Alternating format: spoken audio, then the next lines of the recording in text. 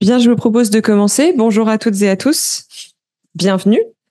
Merci aussi à tous ceux qui nous regardent depuis chez eux. Vous êtes très nombreux et on vous remercie de vous connecter un vendredi 21 juin pour l'heure du déjeuner. Donc, je suis ravie d'ouvrir cette conférence. Mon nom est Julia Tass, je suis co-directrice de l'Observatoire Défense et Climat. Et j'ai le plaisir d'être la madame loyale de l'heure et demie qui nous attend. Euh, L'Observatoire Défense et Climat, c'est donc un contrat de recherche pour le ministère des Armées. Et je laisserai Julie Bonaudorin le présenter plus en détail. L'objectif aujourd'hui, c'est de vous présenter à la fois les résultats de la note de recherche que nous publions aujourd'hui et qui sera disponible dès cet après-midi sur le site de l'Observatoire et répercuter sur nos réseaux sociaux. Mais c'est également d'ouvrir une discussion un peu plus large puisque notre note porte sur les opérations de secours post-catastrophe climatique. Et nous souhaitons discuter ce matin de la manière dont ces opérations de secours post-catastrophe climatique peuvent se révéler être des instruments de puissance, des leviers d'influence, et notamment en Indo-Pacifique. Nous nous appuyons donc la thématique de cette conférence n'est pas spécifique à la note de l'observatoire. Elle s'appuie sur des données qui sont issues également d'autres observatoires de la DGRIS, dont celui sur l'Indo-Pacifique et également par la présence d'Alexandre Tête ce matin, un observatoire sur la vulnérabilité climatique. Sans plus tarder, je vais laisser la parole à Julie Bonaudorin. Je rappelle simplement aux personnes en ligne qu'ils peuvent poser leurs questions à tout moment via les questions-réponses ou le chat. C'est moi qui m'occuperai dans la partie questions-réponses d'assurer la modération. Donc, n'hésitez pas à nous les adresser. J'ai devant moi une tablette qui me permettra de les poser aux différents intervenants. Et donc, Julie, je te laisse présenter, ouvrir cette conférence et ensuite, on passera à la partie discussion entre experts. Bonjour à toutes et à tous. Donc, je me présente, je suis Julie Bonaudorin, chargée de mission sécurité climatique à la DGRIS et en charge du pilotage de l'Observatoire Défense et Climat. Donc, je vais introduire dans un premier temps et très rapidement l'Observatoire. L'Observatoire, c'est un outil permettant de mieux comprendre les impacts du changement climatique et le renforcement des connaissances et des capacités d'anticipation, notamment du ministère des Armées, ce qui est primordial dans le contexte que nous connaissons aujourd'hui. L'Observatoire, c'est un outil prospectif qui s'est imposé comme le fer de lance de l'action du ministère des Armées en la matière et en conduisant notamment un travail de sensibilisation sur les impacts du changement climatique sur les armées ou par des travaux de recherche comme vous pouvez le constater aujourd'hui. Je vais vous laisser maintenant entre les mains des chercheuses et chercheurs spécialistes en la matière qui vous parleront bien mieux que moi de ces questions et qui vont vous parler des opérations de secours en tant que levier d'influence et de puissance, notamment dans l'Indo-Pacifique. Merci. Merci Julie, merci Julia. Je me présente, je suis Éléonore Dufaux, je suis chercheuse au programme Énergie, Climat et Sécurité de l'IRIS et j'ai contribué à la rédaction de cette note et je serai la modératrice de cet échange entre experts.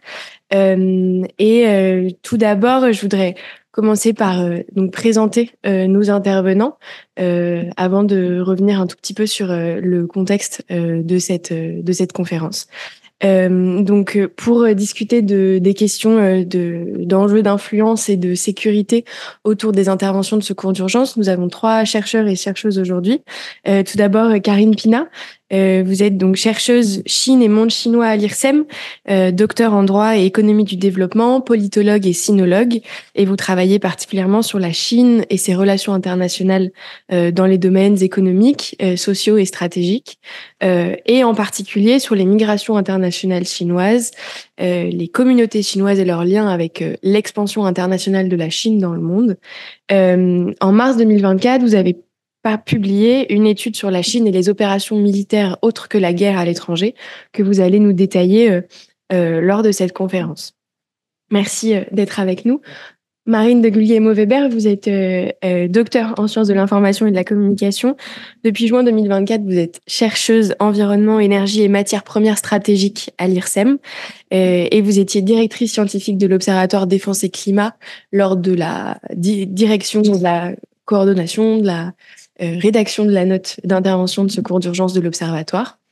Et vous travaillez particulièrement sur la sécurité climatique des populations et des forces armées. Et vous vous êtes spécialisé particulièrement sur les enjeux liés aux techniques de modification du climat et de la météo. Et enfin, Alexandre Tête, merci d'être avec nous. Vous êtes responsable du pôle environnement et sécurité à la Fondation pour la recherche stratégique. Docteur en sciences politiques, vous travaillez particulièrement sur la gouvernance des ressources naturelles renouvelables, sur les instabilités sociales et politiques qui découlent des dégradations de l'environnement et les conséquences sécuritaires et opérationnelles des changements climatiques. Et sans être spécialiste des questions HADR, vous avez quand même travaillé de manière approfondie sur l'adaptation des forces armées au changement climatique, et particulièrement en Outre-mer, et c'est ce dont vous allez nous parler aujourd'hui.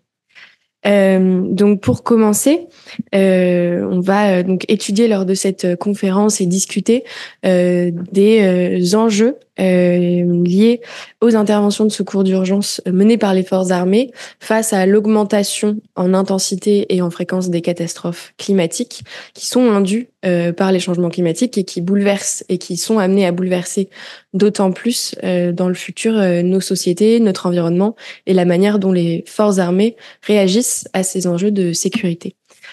Pour commencer, Marine, je vous laisse faire une restitution de la note sur laquelle vous avez travaillé. Et peut-être pour commencer, quels sont les risques climatiques observés sur le territoire français, sur le territoire métropolitain et en Outre-mer. Et peut-être que Alexandre, vous pourrez compléter ensuite vis-à-vis de vos travaux. Merci beaucoup, Éléonore. Donc effectivement, les changements climatiques se traduisent par une hausse en intensité et souvent, pas tout le temps, mais souvent en fréquence d'un certain nombre d'événements extrêmes. Donc les cyclones et les tempêtes tropicales, les sécheresses, les inondations, donc souvent dues à de fortes précipitations, ou encore les feux de forêt, donc qui sont de plus en plus fréquents puisque on a de plus en plus souvent des conditions de forte chaleur combinées aussi à des conditions de sécheresse qui les favorisent. En 2023, les inondations ont représenté environ 40% des 399 catastrophes naturelles qui ont été répertoriées dans le monde. Et ces inondations, elles sont tout aussi importantes, significatives sur le territoire français. Elles représentent 56% des catastrophes naturelles qui surviennent en France. En tout cas, qui sont survenues sur l'année 2023. Donc, la majeure partie du territoire métropolitain est extrêmement vulnérable aux inondations, donc notamment sur le littoral français qui va de Calais à La Rochelle et tout au long des bassins versants des grands fleuves français. Ce sont 18,5 millions de personnes en France qui résident dans une zone à fort risque inondable.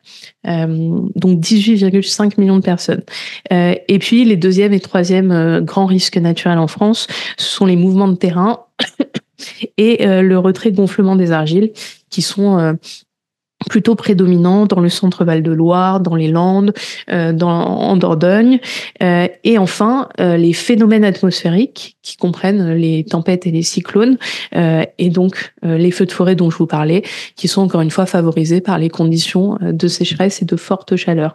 Les tempêtes et les cyclones touchent surtout les territoires ultramarins, mais on a vu quand même au fil des dernières années que le territoire métropolitain n'était pas resté exposé à ce risque, bien qu'il soit dominant dans les territoires ultramarins, donc surtout Guadeloupe, Martinique, Réunion, Mayotte, donc à l'exception de la Guyane qui est plutôt touchée, dont le risque naturel principal reste les inondations et aussi les feux de forêt. Le feu de forêt, c'est aussi le risque principal dans toutes les régions plutôt du sud de la France, aussi la Corse. Et malheureusement, on se rend compte que c'est un risque qui progresse sur l'ensemble du territoire métropolitain. On a malheureusement expérimenté des feux en Gironde, en Bretagne, dans le Jura, dans les Vosges. Et donc, on a notamment observé une hausse drastique du nombre d'hectares de forêts brûlées en France entre 2008 et 2022. Donc, pour vous donner un ordre de grandeur, en 2008, on était à moins de 2000 hectares de forêts brûlées en France, et en 2022, on était à 66 000 hectares. Donc, c'est vraiment une hausse exponentielle de ce risque sur le territoire français. Et pour peut-être faire un peu le lien avec les discussions qu'on aura plus tard sur le secours aux populations, on se rend compte que malgré la forte progression des risques climatiques sur le territoire français, on a une culture du risque en France, et pas seulement en métropole, malheureusement aussi dans les territoires ultramarins, qui est très largement insuffisante. On sait que la culture du risque au sein de la population, c'est-à-dire la capacité d'anticiper, la capacité de se préparer aux catastrophes, de savoir comment réagir quand un aléa, un phénomène climatique extrême survient, sont des capacités qui sont essentielles pour réduire les décès liés au changement climatique. Et malheureusement, on a une culture du risque qui reste très faible. On sait par exemple que les 2/3 de la population française, soit 44 millions de personnes, sont exposées au risque d'inondation. Et 75% de cette population n'a pas conscience ou n'est pas préparée au risque inondation. Donc là, on voit qu'on est vraiment très très en retard sur ce point. Alors que en parallèle, on a tout à la fois une hausse en fréquence et en intensité des catastrophes climatiques, et aussi donc une hausse de l'engagement des forces de sécurité civile qui interviennent de plus en plus et qui interviennent de plus en plus longuement, qui ont des interventions de plus en plus longues pour venir porter secours aux populations.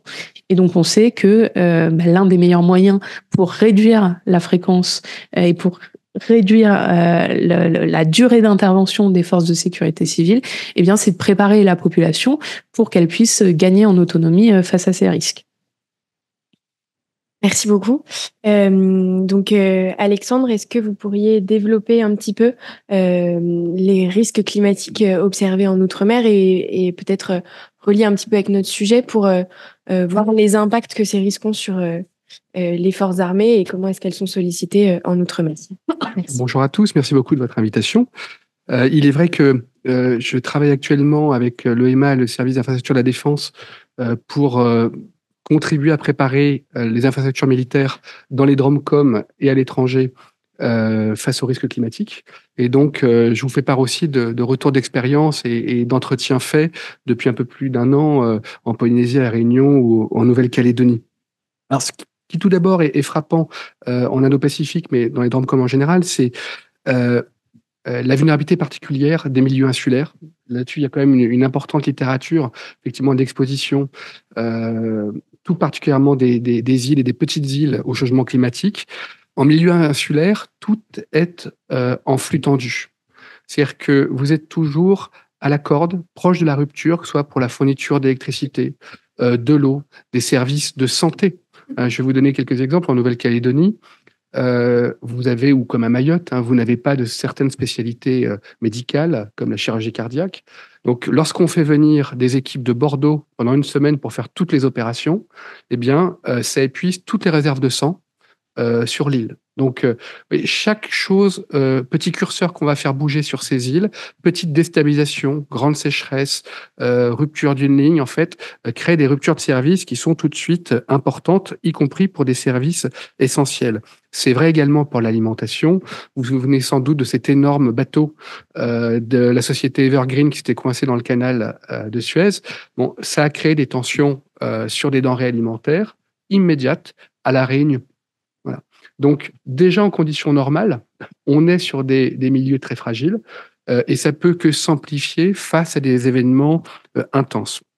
De plus, leur économie est souvent fragile, basée sur des secteurs qui sont climato-sensibles, le tourisme évidemment, la pêche ou d'autres secteurs. En Polynésie par exemple, 81% des ressources d'exportation proviennent de l'industrie de l'huître perlière, en fait, donc qui est très sensible aux vagues de chaleur, à la culture du copra et à l'huile de coco ou encore à la pêche. Bon.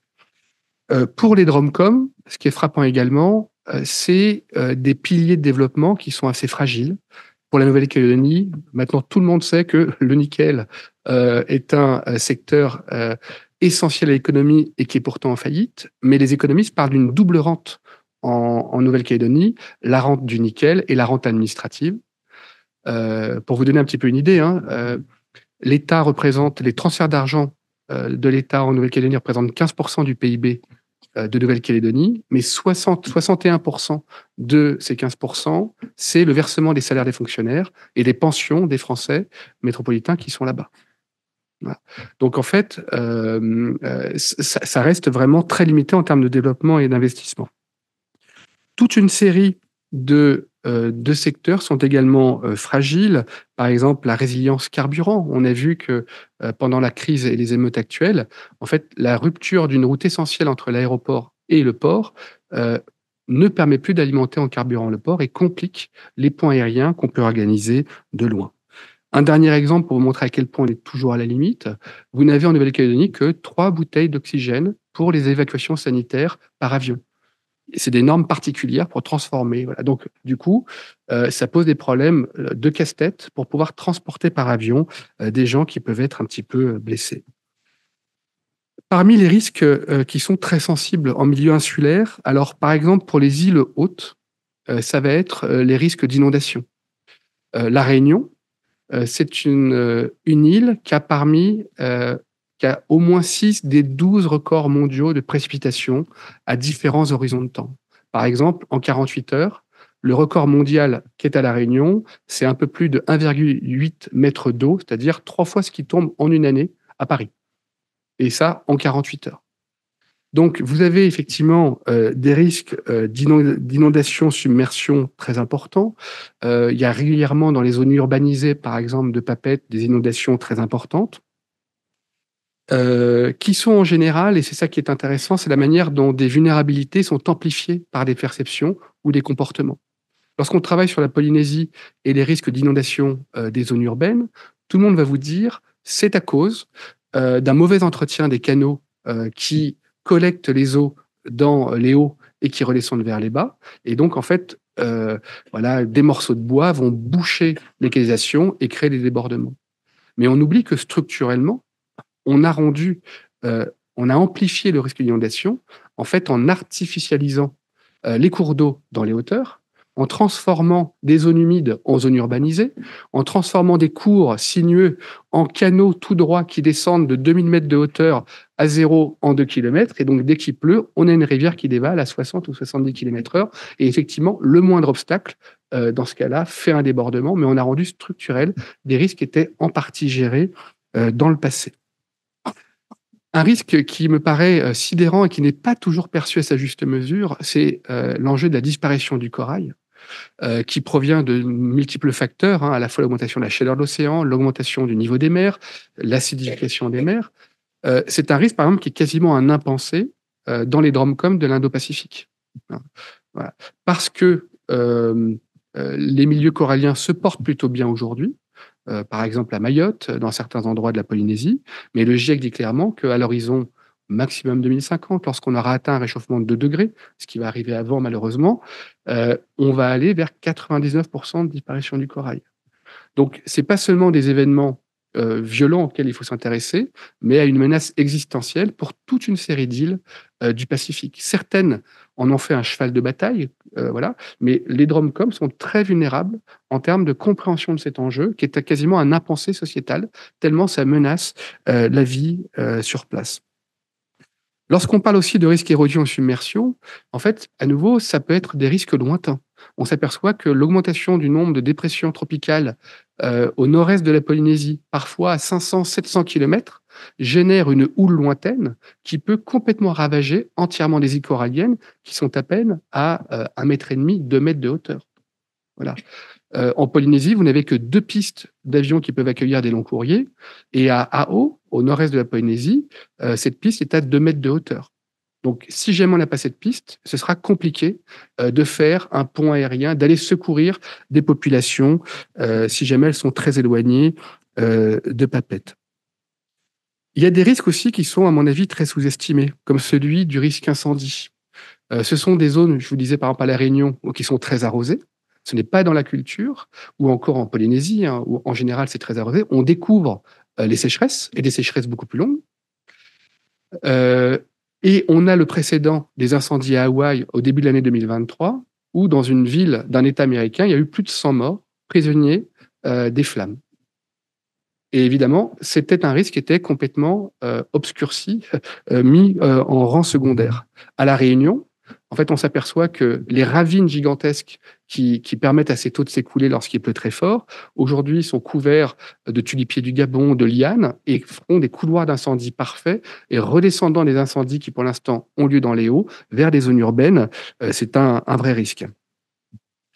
Et évidemment, je garde le cyclone comme enjeu principal, puisqu'il est le plus souvent vu comme une menace diffuse. En Polynésie, en fait, vous avez des très grandes saisons cycloniques, pour l'instant, à peu près tous les 20 ans. Et ce risque, il n'est pas capitalisé dans les mémoires. Il reste encore très diffus. Il n'y a pas d'emmagasinement d'une expérience qu'on transmet sur comment on se prépare, etc. Et ça rend d'autant plus dangereux cet événement. Alors, même s'il n'y a pas de tendance toujours très nette sur les cyclones, par exemple en Nouvelle-Calédonie, sur l'évolution des cyclones, on s'aperçoit en général que même si le nombre d'événements de dépression tropicale ne bouge pas, on constate une légère augmentation de la part des événements les plus extrêmes et donc des cyclones. Ce qui est intéressant également, c'est qu'on s'aperçoit que les trajectoires sont de plus en plus variées et imprévisibles. Donc, elles peuvent faire des S, revenir en arrière, etc. Vous avez eu dans le canal du Mozambique, qui est normalement protégé par Madagascar, un cyclone qui a fait 2 allers-retours complets, touchant 2 fois l'île, 2 fois Mozambique, etc., et créant des dégâts colossaux et de nombreux morts dans cette région du monde. Voilà. Alors, il y a vraiment un exemple sur lequel il faut travailler, c'est celui d'Irma. Et donc, même s'il y a sans doute beaucoup de rétextes dans les armées, il faut communiquer davantage sur ce que c'est que de rencontrer un cyclone gigantesque et s'y préparer. Souvent, les exercices qui sont menés dans les DROMCOM, en tout cas pour l'Indo-Pacifique, restent symboliques, hein, on coche des cases. Mais je vous invite à aller voir sur YouTube un documentaire qui s'appelle L'énorme Madame Irma et qui permet de prendre la mesure de ce qu'est un événement climatique extrême. Il y a un moment très poignant où le monsieur de la météo, en fait, annonce à sa population que ça va être un événement catastrophique. Et il se rend compte à ce moment-là, je veux dire, il sait que ce n'est pas comme d'habitude où on les gère. Ça va être catastrophique. Voilà. Et en fait, quand on n'a pas vécu, je crois que vraiment on s'en rend pas compte. Alors, une fois qu'on a présenté quelques risques, et à nouveau, je prétends pas faire le tour, mais c'est intéressant de montrer aussi qu'il y a des vulnérabilités sociales, politiques, qui accentuent les effets potentiels de ces aléas. Par exemple, un rapport au temps qui ne prépare pas forcément à l'avenir, qui n'inscrit pas les populations dans l'avenir, comme c'est souvent le cas en Polynésie. Vous avez une expertise pour l'adaptation au changement immédiat très forte, de forte solidarité familiale entre voisins lorsqu'il y a des événements, des inondations par exemple qui arrivent, mais il n'y a pas de capitalisation des événements passés. À La Réunion, ce qui est frappant, c'est que le principal risque qui ressort des sondages, c'est le requin. Ouais, bien, et le cyclone arrive bien après. Et même les grandes vagues, les périodes de houle d'alizé deviennent un spectacle et les réseaux sociaux invitent à se rendre à des points pour faire des photos, etc. Et il y a des morts chaque année de gens qui vont filmer des épisodes de houle d'alizé qui sont toujours très intenses.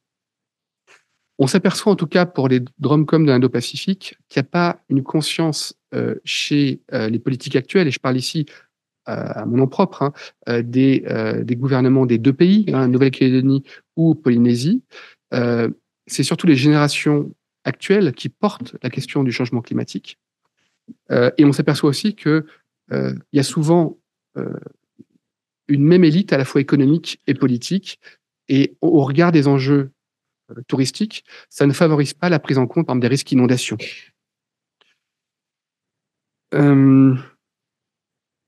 Alors, on s'aperçoit également que la planification environnementale est très lacunaire, repose sur des données anciennes, souvent au moins d'une trentaine d'années, et qu'il y a une large place, en fait, à la maladaptation. En Polynésie, vous allez trouver des centaines de spécialistes des écosystèmes marins. Mais il n'y en a qu'un qui travaille sur la restauration des écosystèmes terrestres, ce qui est en fait essentiel, on s'aperçoit, pour la lutte contre l'érosion.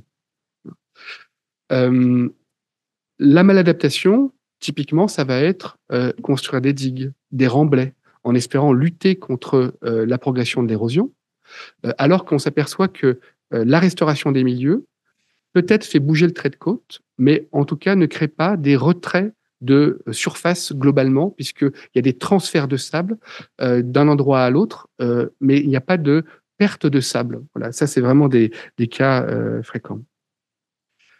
Peut-être un petit mot pour conclure sur l'importance pour la France d'être un acteur qui compte en matière d'HADR, mais ça suppose effectivement que nos points d'appui en Indo-Pacifique soient fiables sur le plan économique, qu'on investisse davantage pour un partage du développement, ce qui n'est pas le cas aujourd'hui. Donc, une fiabilité économique, une fiabilité politique, et également qu'on soit des acteurs résilients.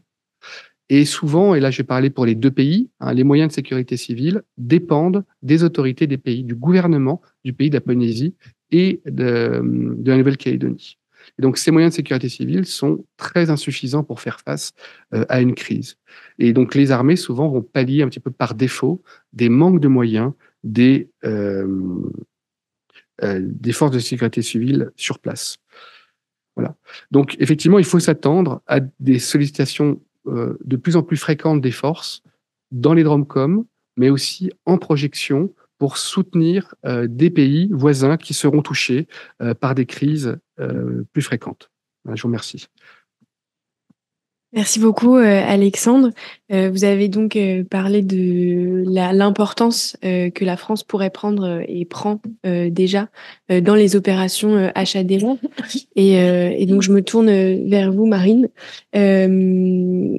pour nous parler un petit peu de l'importance que ces opérations prennent d'un point de vue influence, d'un point de vue de puissance militaire. Comment est-ce que ça se traduit et qu'est-ce que la France et les autres puissances qui sont actives dans ce domaine bénéficient de ces interventions? Merci Éléonore. Alors tout d'abord, effectivement, excusez-moi. Je maîtrise très mal le micro. Donc, pour toutes les raisons qui ont été exposées par Alexandre, on a effectivement une hausse des sollicitations des forces armées pour le secours aux populations. Alors, on sait que traditionnellement, c'est pas le cœur de métier des forces armées, c'est plutôt la responsabilité de la sécurité civile. Mais manifestement, les circonstances, enfin les catastrophes climatiques qui montent en fréquence et en intensité sont aussi un facteur de multiplication de contextes dans lequel les forces de sécurité civile nécessitent un appui, un soutien supplémentaire de la part des forces armées françaises. Alors ça, c'est quelque chose qu'on entend maintenant depuis une quinzaine d'années, le fait que la hausse, on va dire l'intensification de l'insécurité climatique induit nécessairement un engagement plus fort des forces armées sur ce volet. Mais en fait, c'est quelque chose qui est extrêmement difficile à montrer scientifiquement, parce que ça demande de collecter un certain nombre de données, et donc il y a un débat qui reste ouvert à cet endroit, qui est tout à la fois un débat scientifique. Il faut pouvoir dresser un lien de cause à effet entre les changements climatiques et un accroissement de l'engagement des forces armées. Et il s'agit aussi d'un débat politique, puisque ça remet effectivement en cause la délimitation de ce que c'est que le cœur de métier des forces armées, de leurs fonctions dans le cadre d'un équilibre aussi avec les forces de la sécurité civile. Donc l'un des axes principaux de recherche dans le cadre de ce rapport, c'était de se pencher sur cette question et de se demander si nous, à notre échelle, on pouvait identifier des tendances concernant l'engagement des forces armées en matière de secours aux populations lors de catastrophes causées ou exacerbées par les changements climatiques. Et donc, à l'Observatoire, on a réalisé un recensement en source ouverte de toutes les opérations dont on pouvait trouver trace sur Internet, sur le site du ministère des Armées, dans les articles de presse. Et on a recensé entre 2007 et 2023 un peu plus d'une trentaine d'opérations, donc d'intervention des forces armées sur le territoire national pour répondre à une catastrophe de type inondation, feu de forêt, sécheresse, cyclone ou tempête. Et donc, dans le cadre de ce recensement, on s'est concentré exclusivement sur les forces armées qui sont donc sous tutelle du ministère des Armées. On ne sait pas, on n'a pas inclus dans ce recensement les forces militaires de la sécurité civile, puisqu'on sait qu'il y a des forces militaires qui sont sous tutelle de la sécurité civile. Ça, on l'a mis de côté. Et donc, on voit effectivement une tendance à la hausse sur la base de ce recensement. Donc, on voit qu'au début de la période, là, vous avez le nombre en fait d'interventions par an. Donc, évidemment, c'est pas un recensement exhaustif. On est sûr et certaine que ce recensement n'est pas exhaustif et qu'il nous manque des opérations. C'est le jeu quand on travaille en source ouverte. Mais on voit tout de même que en début de période, on est plutôt sur 1 à 2 interventions des forces armées par an. Et plus on avance, plus ça monte jusqu'à arriver en fait en fin de période à 3, 4, voire 5 interventions dans l'année. Et cette tendance-là, même si on prend en compte le fait qu'il peut nous manquer des informations, elle est sûre à 95%. On est sûr à 95% que les forces armées interviennent de plus en plus pour soutenir les forces de sécurité civile. Donc ça, c'est des données qu'on va trouver surtout à l'échelon local. Les forces armées vont aller aider à l'échelon d'un département, d'une région, à la suite d'une catastrophe plutôt locale. On n'a pas encore d'occurrence de sollicitation des forces armées à l'échelle nationale, donc par le biais du COGIC, du ministère de l'Intérieur. Ça reste vraiment des petites interventions locales.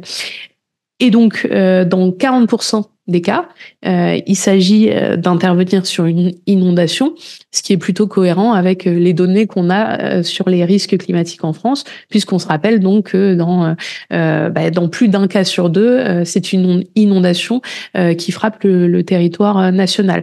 Et donc là, on voit bien que ça se traduit à nouveau dans les catastrophes qui déclenchent l'intervention des forces armées. Et donc là, on pense notamment aux inondations qui ont touché le Var en 2014 et qui ont mobilisé plus de 200 militaires en appui aux forces de sécurité civile. Sinon, dans 33% des cas, les forces armées vont intervenir en réponse à un cyclone ou une tempête. Et là, on voit bien la dominante ultramarine.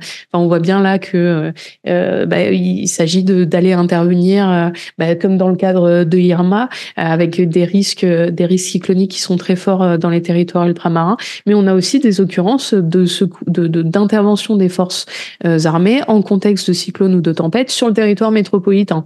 Donc, par exemple, la tempête Klaus en 2009 ou la tempête Ciaran très récemment, il y a eu une mobilisation de forces armées à ces occasions. Et donc, on peut imaginer que ce type de contexte d'intervention va se multiplier. Et donc tout cela, ça se traduit par de fortes tensions, à la fois de fortes pressions, à la fois sur la fonction militaire du génie qui est absolument essentielle. Dans plus de la moitié des cas, c'est la fonction du génie qui intervient pour déblayer, pour rétablir les axes routiers, pour réhabiliter des territoires qui sont sinistrés, avec le soutien logistique aussi, et une sollicitation accrue des moyens aériens. Et puis dans les territoires ultramarins, cette sollicitation du vecteur aérien est d'autant plus forte et elle s'accompagne aussi d'une forte sollicitation du vecteur maritime et avec un besoin accru de capacité amphibie. Et peut-être maintenant pour revenir un peu sur la deuxième partie de votre question, donc par rapport aux dynamiques plutôt d'intérêt, de puissance qui peuvent en découler. En fait, on parlait à l'instant de la vulnérabilité des territoires. En fait, ça c'est un grand axe également c'est un enjeu de puissance et plutôt de puissance qu'on pourrait appeler une puissance subie, c'est-à-dire que les États qui sont tout à la fois vulnérables sur le plan climatique et qui sont limités dans leurs moyens de réponse aux catastrophes peuvent être susceptibles de devoir accepter la présence de moyens militaires dont ils n'ont pas forcément envie sur leur propre territoire. Et dans cette note, dans la note qu'on a réalisée à l'Observatoire, on a justement un scénario où les forces armées françaises se retrouvent en situation de rupture capacitaire sur le territoire métropolitain et doivent accepter une aide de la part d'États qui sont pas forcément considérés comme des alliés. On a aussi un autre scénario, donc cette fois en Polynésie française, où pareil, une situation de rupture capacitaire met en évidence de réels risques, cette fois sur le plan plutôt géostratégique, d'où l'intérêt pour les forces armées de s'assurer qu'elles ont les moyens de faire face déjà aux catastrophes qui frappent leur territoire en interne. Et on s'est bien rendu compte dans cette note que cette capacité à faire face aux catastrophes climatiques sur le territoire français, ce n'est pas seulement un enjeu de sécurité intérieure, mais en fait c'est un enjeu de puissance et de géostratégie, d'être en mesure de répondre aux catastrophes sur son propre territoire pour éviter d'être en situation de vulnérabilité. Excusez-moi. Donc, par exemple, en 2022, lorsque la France a sollicité une aide européenne face aux feux de forêt, elle a obtenu donc l'aide de la Grèce, de la Roumanie, de l'Autriche, de l'Italie et si la France a alors obtenu l'aide de puissances qui sont globalement alliées, il est possible d'imaginer qu'à l'avenir, dans un contexte d'insécurité climatique aiguë, les autorités finissent par solliciter l'aide d'États moins proches si les partenaires traditionnels ne sont pas disponibles. Donc ça, c'est un premier gros enjeu de puissance qui est directement lié à cette sollicitation accrue des forces armées et qui va dépendre de leur capacité à répondre à ces sollicitations. Et donc l'enjeu va être de réduire au maximum cette puissance subie en contexte de catastrophe, mais aussi, excusez-moi, de se positionner pour projeter de la puissance, peut-être dans des contextes où d'autres États vont être en situation de sinistre climatique. Puisque le secours aux populations va vraiment être une opportunité de déployer des moyens militaires au service d'objectifs de puissance. Donc, par exemple, à travers des exercices conjoints comme l'exercice Caraïbes, l'exercice Croix du Sud, puisque c'est l'occasion pour les forces de se former, de développer un savoir-faire au contact d'autres armées, de s'entraîner en conditions réelles, en plus de développer des partenariats militaires, de les cultiver. Et puis, les opérations de secours elles-mêmes sont une opportunité aussi de projeter de la puissance. Et donc, pour vous décrire très brièvement cet écosystème, donc pour la France d'abord, ces interventions de secours d'urgence, donc cette fois à l'étranger, elles vont majoritairement être déployées en réponse à des cyclones ou des tempêtes, donc dans des zones insulaires comme la Caraïbe ou le Pacifique, et puis beaucoup d'interventions aussi pour la lutte contre les feux de forêt, donc on en voit pas mal en Europe et puis en Amérique du Sud. Et donc là, on voit bien comment l'expérience que les forces armées ont des catastrophes climatiques sur leur propre territoire devient un atout pour projeter une certaine forme de puissance militaire par l'exportation de ces compétences, puisque donc on a des forces armées qui vont rentabiliser leur expérience de gestion des cyclones à l'étranger, et de même pour les feux de forêt qui sont aujourd'hui un aléa très récurrent sur le territoire national. Et donc on a des forces armées qui rentabilisent ces compétences pour projeter une certaine puissance militaire. Et puis donc on a établi une deuxième, on a élaboré une deuxième petite carte. Donc cette fois en prenant d'autres puissances, l'Australie, la Chine, les États-Unis et l'Inde. Et ce qu'on observe, déjà je pense le plus évident, c'est une superposition des zones d'intervention dans le Pacifique Sud. Là il y a vraiment une coïncidence des opérations de secours d'urgence. Donc on a quasiment la totalité de nos puissances qui interviennent régulièrement pour secourir d'autres États dans la zone. Et puis, on peut observer un contraste entre deux puissances qui projettent plutôt des interventions régionales, donc l'Australie et l'Inde, et deux puissances qui vont aller chercher à se déployer dans en fait un espace géographique beaucoup plus large, donc les États-Unis et la Chine, qui interviennent chacun dans cinq zones géographiques différentes. Et là, on voit bien que même si quantitativement la Chine intervient peut-être moins que les États-Unis, l'expansion géographique des interventions est tout aussi importante. Et donc ça, c'est assez intéressant à constater. Et puis aussi, on voit une forte diversification des types de catastrophes sur lesquelles les deux États interviennent. Donc les États-Unis et la Chine interviennent tous deux sur 5 types différents de catastrophes, alors qu'on va avoir plutôt pour l'Australie et l'Inde 3 types de catastrophes, avec donc un socle commun d'intervention sur des cyclones et des tempêtes et des précipitations extrêmes et des inondations. Mais donc l'Inde va plutôt intervenir en plus sur des sécheresses, puisque c'est une expertise nationale aussi qui découle des catastrophes qui touchent son territoire. Et à l'inverse, on a l'Australie qui va beaucoup aider à l'étranger pour des feux de forêt, encore une fois, ce qui est assez cohérent avec les catastrophes qui touchent son territoire. Et donc, ces opérations sont des opportunités stratégiques essentielles pour le maintien des compétences opérationnelles, notamment en temps de paix. Et ça, Karine en a beaucoup parlé dans sa note, donc je la laisserai peut-être développer ce point si elle en a envie. Et puis,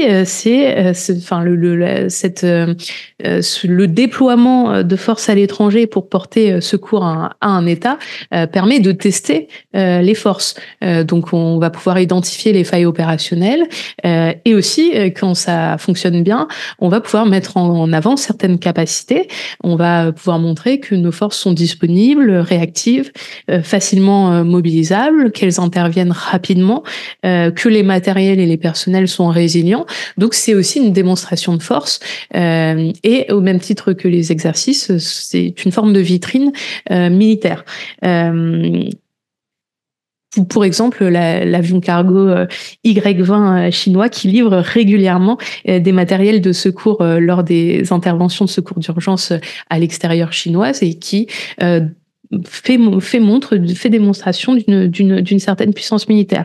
Et puis, il s'agit également d'opportunités pour déployer, implanter ces forces dans des zones d'intérêt. Et donc, en l'occurrence, là, on voit bien que la zone d'intérêt principale pour les opérations de secours d'urgence, c'est la zone Pacifique, qui est tout à la fois, qui est en fait un carrefour entre des intérêts géostratégiques importants, mais qui est aussi l'une des zones, sinon la zone la plus vulnérable sur le plan climatique.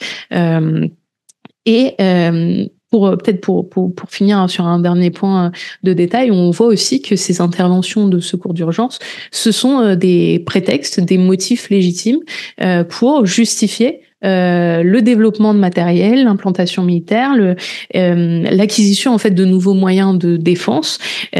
Donc Peut-être pour vous donner 2 petits exemples, la Chine qui a justifié l'ouverture de sa base à Djibouti par sa volonté d'assistance humanitaire, ou encore l'Australie qui avait justifié l'acquisition de son navire HMAS Canberra par le secours aux populations. Et d'ailleurs, le voyage inaugural de ce navire, c'était une intervention en 2016 à la suite du cyclone Watson aux Fidji. Donc tous les éléments dont je vous parle sont des éléments qui évidemment sont généralisables à l'ensemble des interventions de secours aux populations en contexte de catastrophe. C'est pas exclusif aux catastrophes climatiques, mais ce qui est intéressant et ce qu'on a voulu vraiment montrer dans cette note, c'est que les changements climatiques apparaissent comme un facteur exacerbateur, accélérateur de ces dynamiques de puissance préexistantes, puisqu'ils viennent aggraver l'insécurité environnementale, déstabiliser de manière croissante les États les plus vulnérables, a fortiori les États insulaires, et maximiser les risques de rupture capacitaire, ce qui, in fine, ouvre de nouvelles opportunités pour la puissance militaire et ce qui peut favoriser les dynamiques de concurrence autour du secours d'urgence qui sont déjà amorcées. Merci beaucoup. Pour continuer sur cette idée d'instrumentalisation, entre guillemets, des interventions de secours d'urgence à des moyens de projection militaire, Karine Pina, je peux maintenant vous passer la parole pour que vous nous parliez plus précisément de la manière dont la Chine utilise ces interventions à des fins de projection militaire. Merci donc pour cette invitation et puis donc merci pour le passage de relais parce que en effet moi je suis arrivée aux HADR mais pas du tout pour des problématiques environnementales mais ce que j'étudiais à la base c'était la projection internationale des forces militaires chinoises qui est une chose qui est relativement qui est une chose relativement nouvelle. Et donc, je me suis intéressée à ce que les Chinois eux-mêmes appellent les opérations militaires autres que la guerre à l'étranger. Et c'est parmi ces opérations militaires autres que la guerre, OMAG, qui est une transcription en fait de Military Operation Other Than War, qui est une stratégie militaire américaine qui a été, disons, en cours de 1995 à 2006. Et sur lequel les Chinois, tout en l'admettant fortement, mais pas que les Chinois, se sont largement inspirés, justement pour penser un certain nombre d'opérations, dont les opérations HADR, donc Humanitarian Aid and Disaster Relief, ce qui permet de projeter les forces militaires chinoises à l'étranger, ce qui globalement pose un petit problème.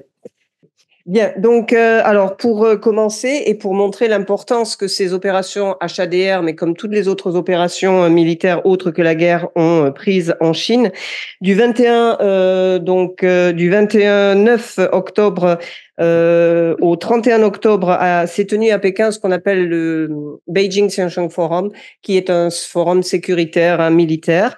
Et toute une séance, la séance numéro 8, a été dédié aux opérations HADR autour en fait des des opérations donc HADR avec comme panel donc comme il y avait la Turquie, la France, la Serbie, le Tonga, la Bosnie-Herzégovine, Saint-Domingue, le Bangladesh, Sri Lanka, etc.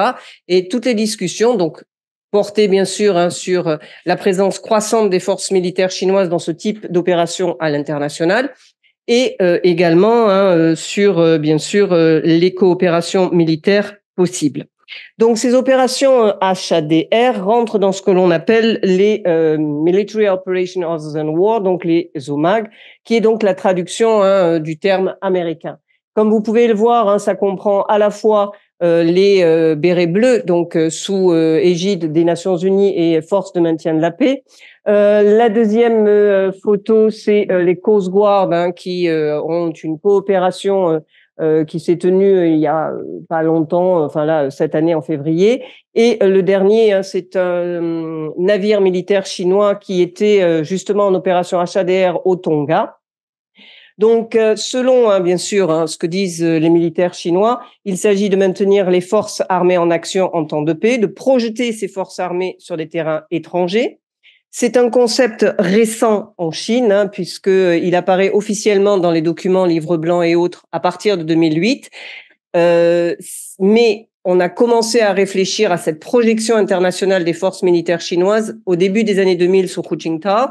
Mais comme dans d'autres forces armées, les forces militaires chinoises étaient très peu, ouvertes à la question d'aller intervenir ailleurs que pour faire la guerre. Donc, on se retrouve généralement avec la même problématique, hein, dans toutes les armées. Donc, ça a été un concept qui a été défendu par les civils auprès de l'APL, et c'est un concept qui devient de plus en plus important, notamment avec une problématique, hein, du gouvernement chinois, qui est la protection des intérêts chinois à l'étranger de manière très large.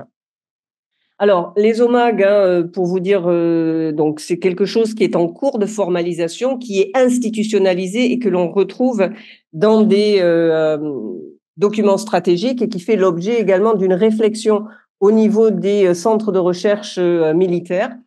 Donc, officiellement, il n'y a pas de doctrine qui est publiée.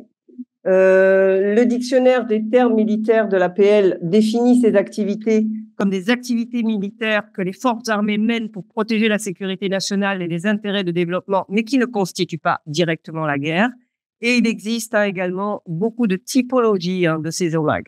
Mais lorsque l'on regarde, hein, les ouvrages de base qui nous servent à étudier, hein, donc la stratégie militaire chinoise, donc le dernier, hein, c'est la science de la stratégie militaire de 2020.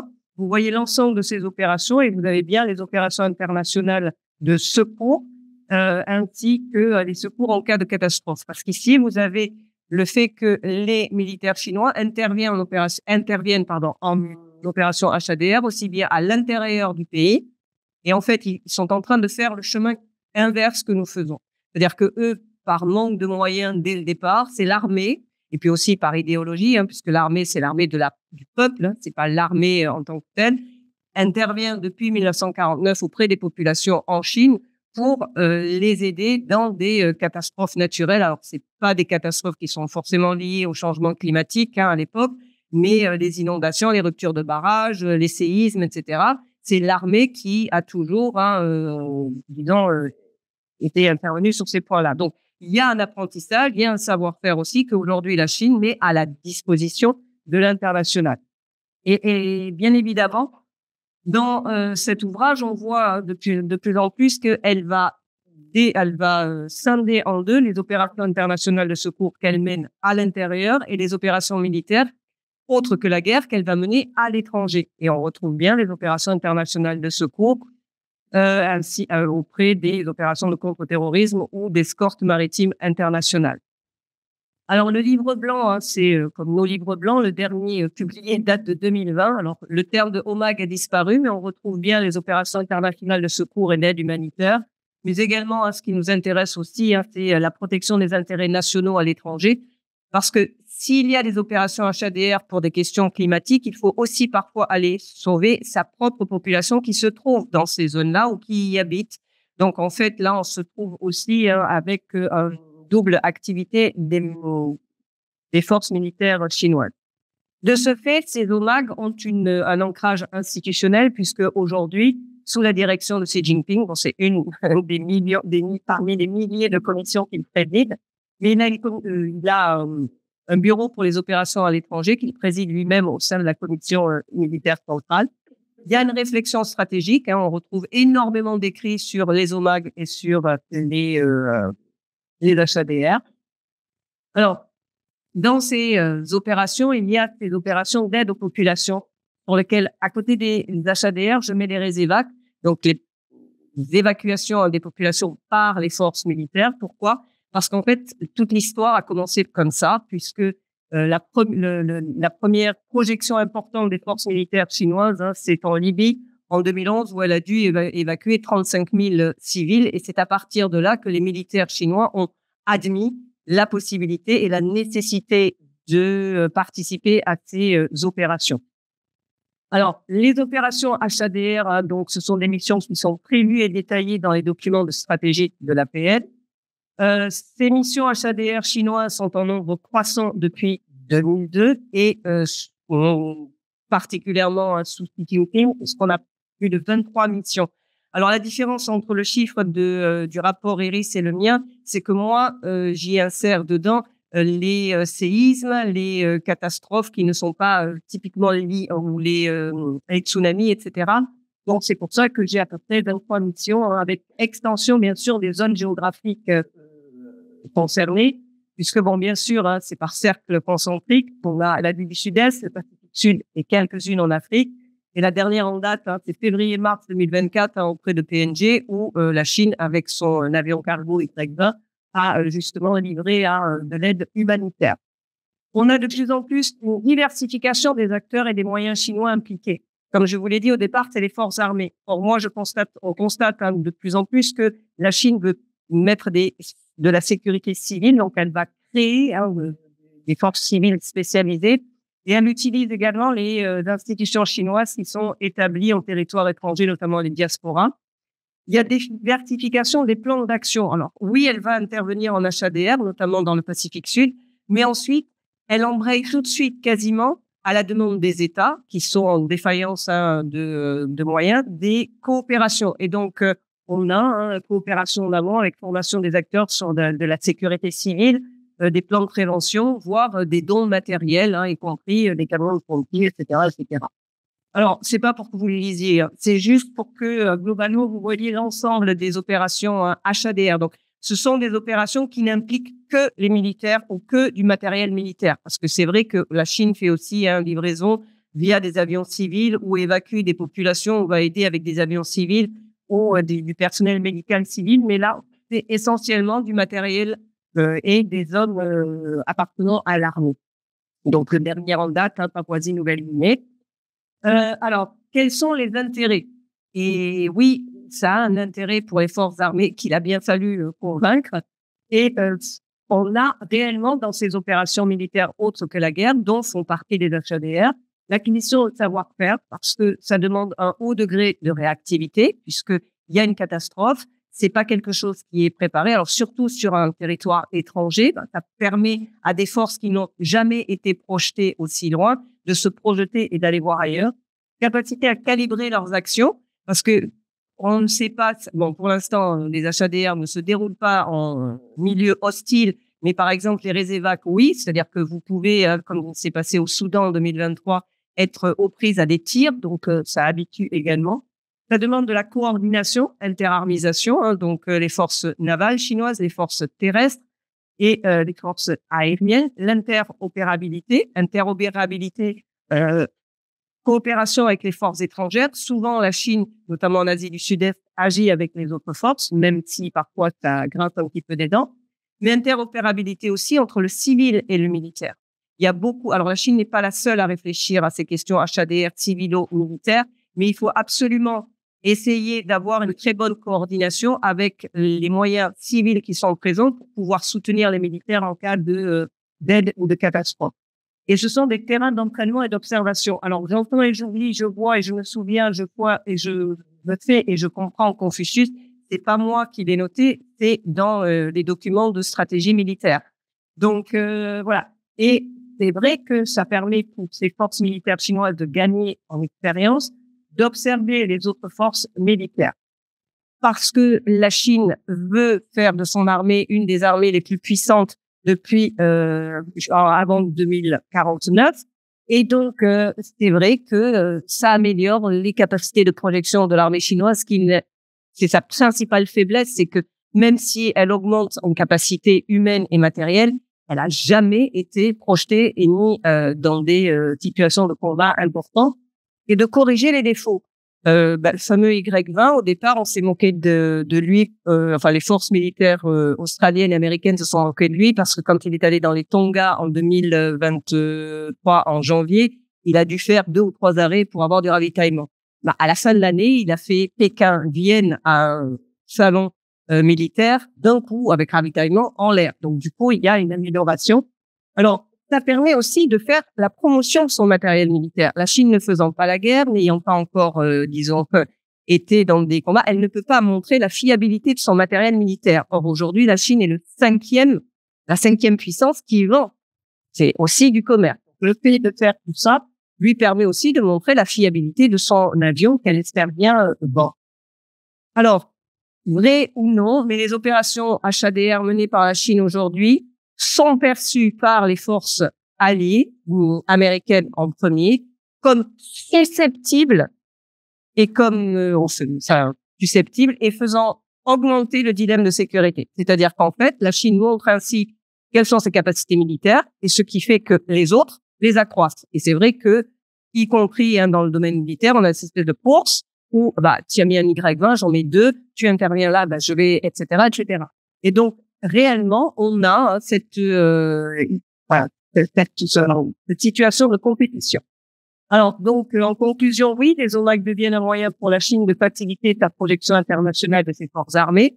Pour l'instant, les projections sont justifiées. C'est une projection instrumentalisée dans la politique étrangère de la Chine. C'est une pratique, pour l'instant, conforme aux règles internationales en vigueur et aux pratiques des autres États, comme les HADR, mais des pratiques plus contestables, puisque au nom, par exemple, de la défense des droits dans l'espace maritime, on a des pratiques de fait accompli, l'accaparement des ressources halieutiques ou ce qu'on appelle les opérations de zone grise, qui rentrent, enfin du moins qui accompagnent parfois la projection internationale des forces militaires chinoises dans le cadre de ces dans ces opérations d'OMAC. Voilà, je vous remercie et je reste à votre disposition pour Merci beaucoup, Karine, pour cet exposé vraiment passionnant. On va pouvoir passer aux questions. Donc, n'hésitez pas en ligne ou dans la salle à poser vos questions. C'est Julia qui va s'occuper particulièrement de cette partie-là. Donc, n'hésitez pas. Je propose de faire d'abord un tour dans la salle pour vous privilégier parce que vous êtes là avec nous. Donc, si vous avez des questions, n'hésitez pas à lever la main. On va faire circuler un micro. Je vous demande d'attendre que le micro arrive pour que les gens en ligne puissent vous entendre. Sinon, ils ne vous entendront pas. Il y a une question au premier rang. Oui, moi, c'est une question pour vous, Karine Pina, au sujet de la Chine et de sa stratégie dans ce type d'opération. Au-delà du volet opérationnel, j'ai remarqué au fil de mes lectures que la Chine aussi, elle faisait des investissements dans ce domaine-là du HADR, notamment dans les Caraïbes, au Suriname, au Brésil. Est-ce que vous pouvez nous en parler un petit peu plus de cette thématique du fonds d'investissement dans le domaine du HADR? Alors, fonds d'investissement. Alors, l'aide, la Chine a aujourd'hui un programme très important dans ses coopérations Sud-Sud qui passe par son agence qui est relativement nouvelle, hein, une agence sur le développement et la coopération, où où les programmes qu'elle met en œuvre, y compris financièrement, sont des programmes qui prennent en considération les thématiques de l'environnement et des problèmes de résilience d'un certain nombre d'États face à ces questions-là. Mais, alors, l'un va peut-être avec l'autre, mais moi, je mets les deux séparés. C'est-à-dire que la Chine a une importante coopération globale de politique étrangère, économique, pour ces questions environnementales auprès des pays du Sud global. Et en plus, ce sont ceux qui sont les moins résilients. Mais moi, je les mets à part, parce que moi, ce qui m'intéresse, c'est l'implication des forces militaires chinoises pour ces opérations-là. Mais c'est vrai que ça rentre dedans et que finalement, lorsque la Chine est obligée d'intervenir, par exemple, là, pour PNG, elle est arrivée la première sur place. Grand défaut les autres un peu râlés. Mais le fait est qu'ensuite, il va y avoir des accords sur, alors, il va falloir construire une caserne de pompiers, on va vous donner des camions de pompiers, etc., etc. Alors, donner ou sous forme de dons, avec un prêt, etc., ça passera par ce type d'agence ou par ça va aller dans le civil. Mais c'est certain que la Chine essaye d'accompagner, d'agir en aval quand il y a une catastrophe, mais aussi en amont. Et les problématiques de ces pays-là, notamment en Indo-Pacifique et dans le Pacifique Sud, quand vous écoutez ces personnes vous dire mais quels sont nos problèmes, est-ce que c'est un problème de compétition de puissance? On dit non, ils l'ont dit, on a trois ennemis, on a la Chine, les États-Unis, mais on a le changement climatique. Donc, ils sont au prix à des problèmes qui les menacent. Ce n'est pas ni la Chine, ni les États-Unis, ni c'est le changement climatique. Donc, la Chine s'engouffre dedans et leur propose des solutions de coopération, mais C'est en dehors du militaire. Alors, ça ne veut pas dire qu'elle ne va pas former des militaires pour essayer d'être plus résilient face à ces questions-là. Oui, bonjour, merci pour l'exposé. Euh, c'est peut-être aussi une question pour tout le monde ou pour également Madame Karine Pina. Euh, Quelle est la perception au niveau je ne sais pas si vous avez une vision dans le Conseil de sécurité à l'ONU, quelle est la perception en fin de compte des uns et des autres? Donc d'un côté, on voit bien, on a la Chine et puis de l'autre côté, les États-Unis. Quel est le véritable ennemi en fait? Est-ce que c'est vraiment le changement climatique ou est-ce que en fait on se cantonne en fait à des réflexes un petit peu plus, on va dire, reptiliens? Est-ce que vous pouvez préciser votre question? En fait, c'est plus un retour, un feedback, si vous avez une appréciation ou un point de vue sur comment ces sujets-là sont discutés au niveau du Conseil de sécurité, au niveau des Nations Unies, Ok. parce qu'effectivement, ce sont des sujets quand on projette des forces, que ce soit pour des raisons vraiment d'intervention militaire ou pacifique, ça fait intervenir des forces armées, ça fait intervenir également, vous l'avez montré, les casques bleus, dans Alors, certains cas. les opérations militaires autres que la guerre, donc vous avez une obligation, enfin, ou pour les HADR, vous avez l'obligation normalement d'avoir l'autorisation du pays sur lequel vous allez. Par exemple, le Maroc a dit non, nous ne voulons pas d'aide. Nous ne voulons pas d'intervention pour venir nous aider suite au séisme. Donc, bien sûr qu'il faut avoir, vous ne pouvez pas débarquer comme ça, sauf si vraiment il n'y a plus personne, bon, à la limite. Mais en règle générale, les forces étrangères qui vont intervenir sur un territoire étranger sont sollicitées par le pays ou aident acceptées par le pays. Donc ça, c'est une relation, disons, entre États souverains. Ensuite, au niveau des Nations Unies, il y a une coopération, enfin, pour d'autres opérations, les OMAG, etc., c'est sous agence, c'est sous direction des Nations Unies. Les casques bleus, c'est les Nations Unies qui gèrent ça. C'est pas, et donc ça, c'est un autre type. Mais tout ce qui est, bon, il y a des fonds qui sont aux Nations Unies, dont la Chine est d'ailleurs le principal paiement. Mais je veux dire, c'est bien perçu, puisque normalement, si ça passe par les organisations internationales ou les organisations régionales, il y a coopération. Par exemple, avec l'ASEAN et les autres, et la Chine, il y a une focale sur les HADR, la mise en commun des moyens matériels, pardon, et des ressources financières. Bonjour et merci pour toutes ces informations. Ma question est plutôt centrée pour vous, Alexandre. Je voulais savoir à l'heure actuelle, pour préparer en fait nos armées, quel est l'avis du ministère de la Défense et de l'état-major des armées pour préparer nos armées? Est-ce qu'ils l'entendent? Est-ce que c'est plutôt pour l'instant un dossier en attente ou est-ce que ça peut devenir de plus grande importance? Je crois que Julia et l'équipe de l'Observatoire vont répondre aussi largement. Il y a des représentants de ces questions-là également dans la salle. Le ministère a adopté une stratégie en 2022, climat, avec plusieurs axes. Et effectivement, l'adaptation est l'un de ces axes. Et donc, par exemple, pour les infrastructures, c'est clairement combiner des approches quantitatives avec des indicateurs et des approches qualitatives avec des missions sur place. Donc, on est encore dans une phase de hiérarchiser finalement les priorités. On a un énorme parc, par exemple, pour parler que de l'infrastructure, parce qu'on peut pas être beaucoup de sujets, hein. On a un immense parc immobilier sur le territoire national et dans les DROMCOM. Et il y a un moment, il faut hiérarchiser l'investissement, les sites sur lesquels on va se prioriser. Il y a une question aussi qui est essentielle, c'est préparer les forces opérationnelles et essayer de garder un avantage opérationnel, y compris dans les conditions d'environnement climatique dégradé. Donc, alors, ces problématiques-là, en fait, elles sont connues en général par les forces qui connaissent le matériel, qui connaissent les limites et les dégradations de performance qu'elles peuvent rencontrer sur le terrain dans des conditions particulières. Il y a en général des rétex qui sont centralisés, alors par le CPCO par exemple, voilà, mais il y a rarement un traitement sous un prisme climatique de ces rétex. Donc il y a un savoir gigantesque. Le Centre interarmé de doctrine d'emploi de défense, etc., va lancer un traitement un petit peu climatique de ces rétex. Donc là, j'espère que cette matière gigantesque qu'il y a à travers les rapports qui sont faits par les commandants chaque semaine au retour de mission, qui soit traitée. Et puis après, il y a préparer l'avenir avec les futurs équipements. Donc ça concerne plutôt la Direction générale de l'armement. Donc il y a des groupes de travail actuellement, hein. Bon, voilà, Julia, je vais laisser aussi en parler. Et en fait, c'est pas évident parce qu'en théorie, on a des matériels qui sont déjà spécifiés à des valeurs hautes et basses assez fortes, et pourtant il y a des dégradations de performance. Donc comment on euh, rend moins imprévisible des dégradations de performance ou qu'on conserve un niveau acceptable de performance dans le futur. Voilà.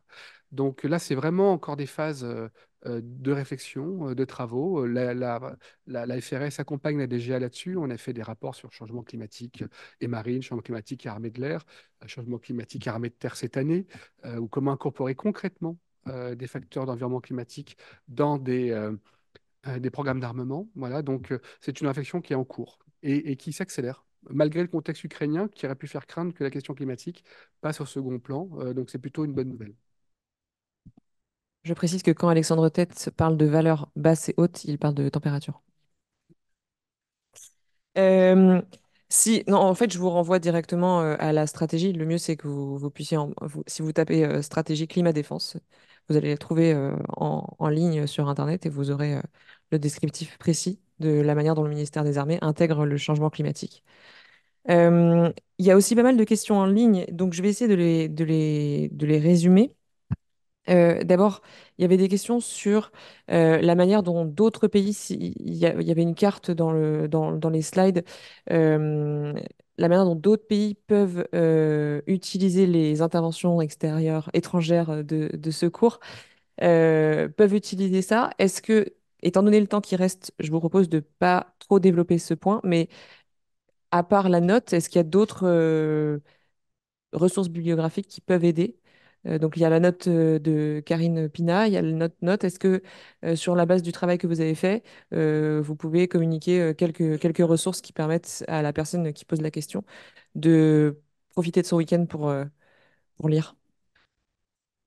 De mémoire comme ça, on a utilisé un article de l'IHEDN qui a travaillé sur ces questions-là, un article d'auditeur qui utilise une sorte d'outil de comparaison de ce qui est fait, notamment entre les États-Unis, l'Espagne et il me semble que c'est l'Allemagne, pour voir quels sont les moyens de sécurité civile qui sont utilisés et comment est-ce que ces armées-là ont pris en compte la dimension HADR et peuvent et ont adapté ou non leurs armées. Il y a aussi un rapport de l'Observatoire Défense et Climat qui date de 2021, il me semble, sur l'intégration des enjeux environnementaux par les forces armées. Et dans ce rapport, il y a quand même une analyse comparative avec pas mal d'armées dans le monde, avec quand même une approche globale où on essaye de voir comment les différentes armées intègrent la question climatique plus spécifiquement à leurs activités, avec aussi un focus sur les armées qui euh, proposent des choses originales sur le secours aux populations, l'articulation civilo-militaire. Donc il y a ce rapport à aller voir. Euh, et peut-être le rapport de l'Observatoire des conflits futurs, mais tu seras peut-être euh, plus au fait que moi. Il y a peut-être deux choses à voir sur le site de la FRS. Une note de l'Observatoire du multilatéralisme en Indo-Pacifique qui est sortie à la fin de l'année 2023. Et par exemple, là, vous pourrez voir des choses sur le Japon. Voilà. Et puis effectivement, une note sur l'Observatoire Conflit Futur qui est fait avec aussi l'IFRI et la FRS, où on avait essayé de voir des scénarios assez lointains et prospectifs, et également comme point de départ donc des catastrophes naturelles. Donc tout ça, c'est sur le site à la fois de l'IFRI et de la FRS. Une autre question qui porte sur les coopérations civilo-militaires. Donc, en fait, il y a deux questions. La première, c'est une question assez large sur finalement tout ce qu'on a décrit. C'est quand même un horizon assez sombre parce qu'on met en parallèle l'évolution du climat, l'évolution des capacités d'adaptation et de réponse à ces événements climatiques extrêmes. Et ensuite, les mobilisations récurrentes des forces armées pour y répondre faute de moyens de la sécurité civile. Et donc, il y a une personne qui pose la question de la coopération entre les militaires et les humanitaires sur place. Est-ce qu'il y a des choses qui sont faites pendant la crise, avant la crise, et que vous pourriez partager? Et ensuite, une question sur ce qui a été évoqué par Karine Pina, la participation de la diaspora lors de certaines opérations HADR.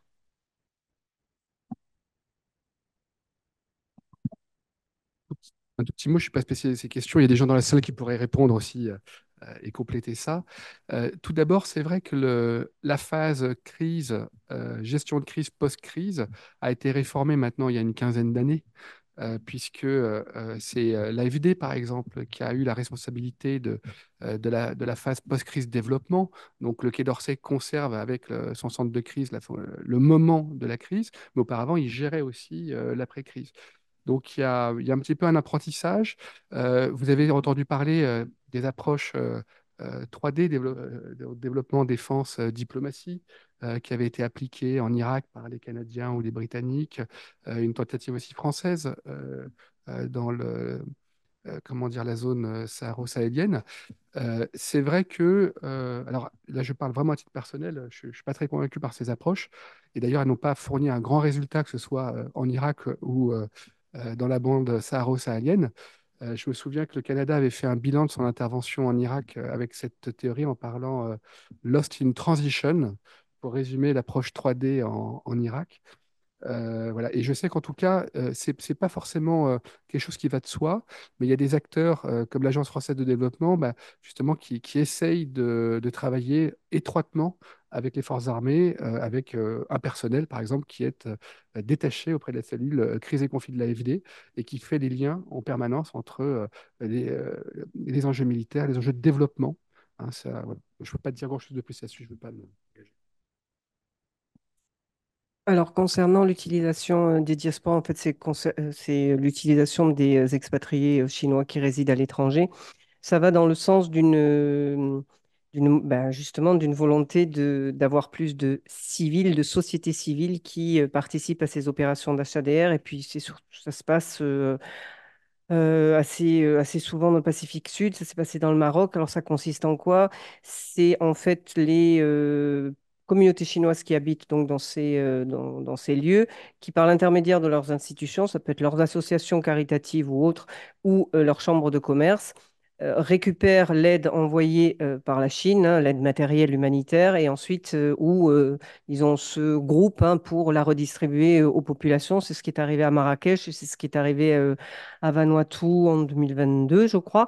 Et c'est vrai que pour la Chine, c'est un atout d'avoir des populations implantées un peu partout et qui, justement, peuvent se mobiliser au nom de la Chine sur des opérations caritatives et d'aide humanitaire sur place. Merci beaucoup. Est-ce qu'il y a d'autres questions dans la salle? Oui, un petit bout de la question que je me posais au début.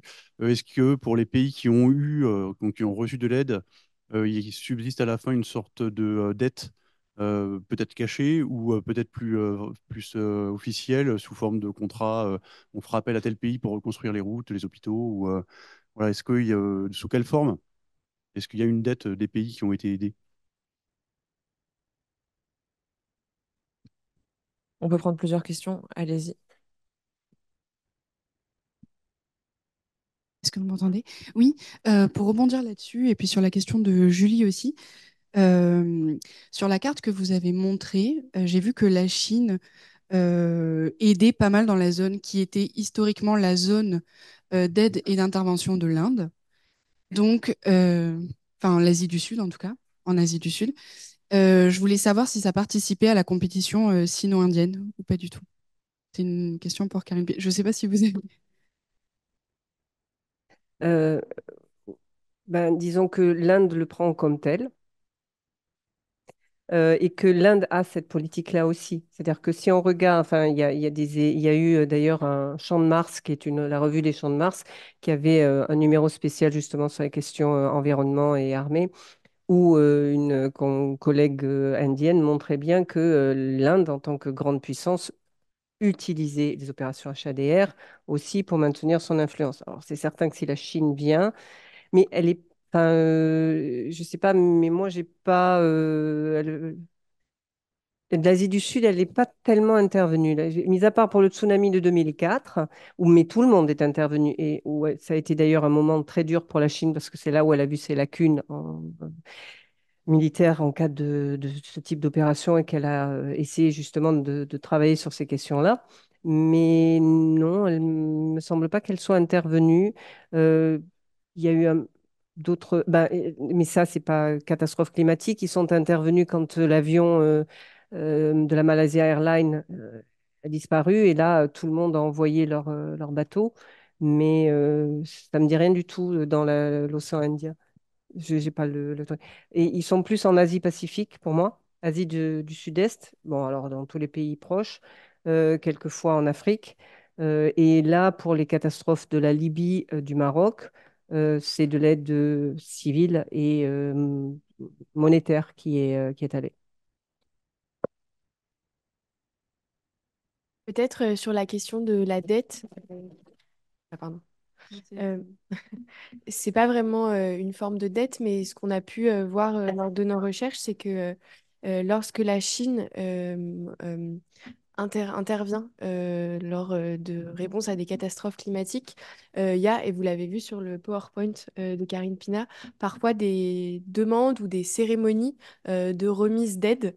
Pas forcément toujours militaires, mais parfois juste civiles, et où je ne sais pas particulièrement si c'est demandé par la Chine ou si c'est un peu fait comme ça, mais c'est arrivé que de nombreuses fois, il y ait voilà, des espèces de cérémonies avec des officiels du pays en question qui se rendent sur place lors de la remise de l'aide, qui font un petit discours, c'est retranscrit sur les services de presse gouvernementaux parfois chinois. Et il y a donc cette espèce de valorisation vraiment à des niveaux quand même assez élevés, puisque ça demande du personnel diplomatique, voire ministériel sur place. Et c'est donc c'est pas une forme de dette, mais il y a quand même une volonté, et je pense que Karine pourra compléter si elle veut, de la Chine de valoriser vraiment et de demander sur place une forme de gratification officielle finalement.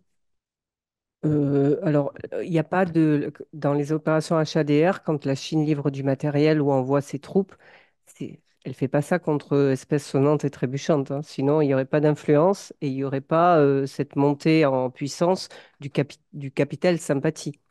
Après, s'il s'agit de suite à ces problèmes, je sais pas, de reconstruction dans les infrastructures, les locaux vont faire appel de manière privilégiée à la Chine, sans avoir forcément un couteau sous la gorge, en disant, bon, bah, ils sont venus vite, ils réagissent vite, ils ont la réactivité, ils vont demander, alors ce sera peut-être suggéré ou pas, mais enfin, je veux dire, enfin, c'est du don contre don, c'est du win-win. Bah, je suis venu vous aider, bon là, il faut qu'on reconstruise le pont ou je sais pas quoi. Bah, on va demander d'abord à eux, parce que bon, ils sont quand même venus, ils nous ont laissé je ne sais combien de millions d'aides.